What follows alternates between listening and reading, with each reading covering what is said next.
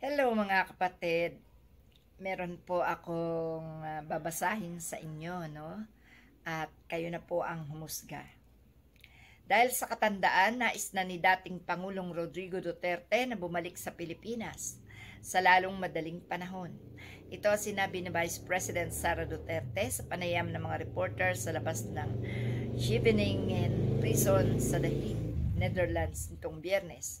Matapos ang halos 1 oras na pag-uusap sa telepono sa kanyang ama, ayon sa Vice Presidente na habang maganda ang kalagayan ng kanyang ama, paulit-ulit itong binanggit na nais nitong umuwi. He said, "I am an old man. I can die anytime, but I want to die in my country," ayon pa sa Vice President. Sagot naman niya ni BP Sara na naunawaan niya ang ama, kaya patuloy nagtatrabaho ang kanilang mga abogado araw-araw sa kanyang kaso at may bumibisita rin sa dating Pangulo at pinapaliwanag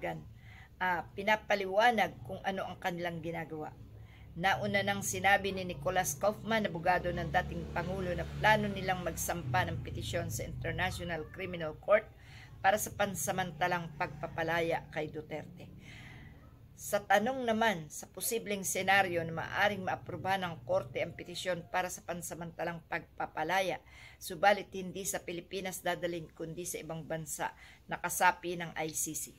Sinabi ni BP Sara na pinaubayan niya sa defense team ang pinakamahusay na legal strategy para rito. Yan, no? Wow, ha? Kung papayagan pala na makauwi, ay hindi dito iuwi si Duterte, no? Pero gustong-gusto umuwi ni Duterte. Ito po ay isang kaartehan lang ni Duterte. Di na po natin ito dapat paniwalaan. May kasalanan kasi siyang haharapin kung kaya't nag-iinarte siya ng ganito. Hindi pa yan mamamatay. Pag yan nakauwi, sasarga na naman ang kayabangan niyan. Tandaan niyo mga kapatid, ang ginawa niya sa Hong Kong matapos niyang pagmumuray ng mga taga-ICC. Bigla siya nag-inarte nung kaharap niya na ang mga nasa korte ng ICC, ang mga judge, no?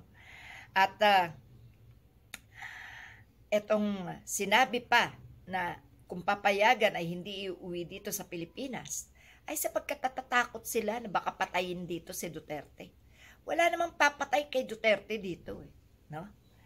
Kaya malabo rin na payagan pa na makauwi. Alam na rin niya ng ICC na isang sinungaling at artista si Duterte.